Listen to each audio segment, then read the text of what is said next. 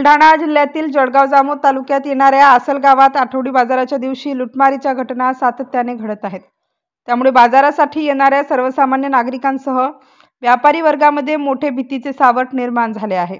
मागील 17 डिसेंबर रोजी मंगळवारच्या आठवडी बाजारात येत असलेल्या सोने व्यापाऱ्यांकडून लाखोंचे रुपये हडपणाऱ्या चोरट्यांचा शोध अद्यापही लागलेला नाही। अशातच 24 डिसेंबर रोजी सलग दुसऱ्या आठवड्यात आसलगाव बाजारातून नागरिकांच्या खिशातील मोबाईल चोरणारा अल्पवयीन गुन्हेगार नागरिकांच्या सतर्कतेमुळे पकडला गेला आहे। नुकत्याच बाजारातील नागरिकांच्या खिशातून मोबाईल चोरी करताना पकडलेला हा अल्पवयीन आरोपी 1 वर्षापूर्वी सुद्धा याच बाजारातून मोबाईल चोरताना पकडला होता, परंतु त्यावेळी अल्पवयीन म्हणून पोलिसांकडून त्याला सोडून देण्यात आले होते।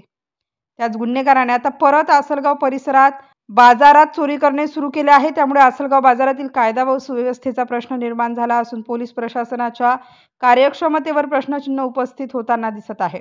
आसलगाव बाजारात मोटारसायकल नागरिकांच्या खिशातील पैसे त्याचसोबत सराफा व्यापाऱ्यांकडून सोने चोरीच्या घटना सातत्याने घडत असतात। आसलगाव हा जळगाव जामोद तालुका व परिसरातील नागरिकांसाठी सर्वात मोठा आठवडी बाजार आहे। त्यामुळे या बाजारात येणाऱ्या व्यापाऱ्यांसह सर्वसामान्य नागरिकांची संख्या मोठ्या प्रमाणात असते।